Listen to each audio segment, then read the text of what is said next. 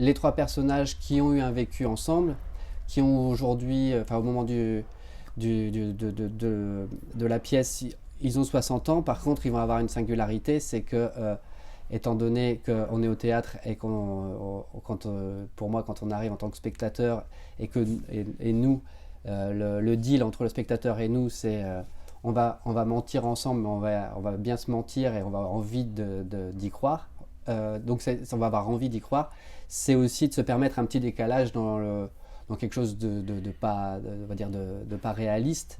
Et ce que j'ai eu envie, c'est que sur ce retour, sur 25 ans, que chaque personnage, même s'ils sont nés la même année, et ben en fait ont des physiques différents parce qu'ils représentent une décennie différente. C'est-à-dire que comme ils en ont traversé plusieurs, et ben, on va les voir justement à chaque âge. Et comme ils sont trois, en gros, il y a le personnage de Reda qui va avoir le physique qu'il avait au début des années 90.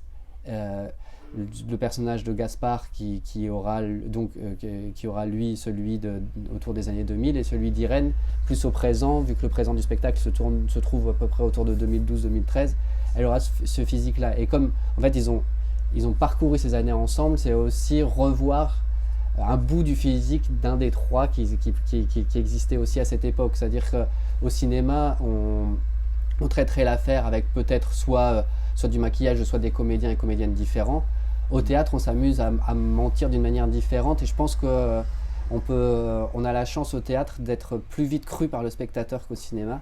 Et donc ce genre de deal, on va dire, entre le spectateur et le plateau, je pense qu'il peut passer très simplement. Et moi j'avais envie de ce traitement-là, c'est-à-dire que comment des personnes se parlent et sans rapport d'âge alors qu'ils n'ont pas le même âge. Et ça, voilà, c'était aussi une sorte de petit décalage avec la réalité qui m'intéressait.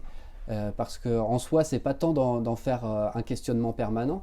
Parce que on pourrait se dire, ah bah tiens, celui qui a. Au début, je me le suis même dit dans l'écriture, par exemple, dans un des principes de processus qui a évolué, c'était de me dire, bah tiens, en fait, le personnage qui a le physique des années 90, il a aussi peut-être le cerveau et la mémoire des années 90, et donc il va pas être au courant de ce qui se passe dans les années 2000.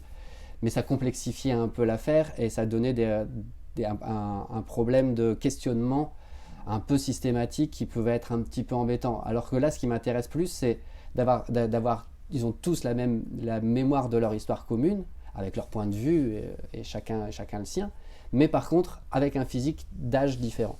Et c'est juste ce postulat-là, et de jouer avec ça parce qu'ils vont traverser ces époques-là, et du coup d'avoir à l'image quelque part cette réalité d'un des trois personnages et pas des trois.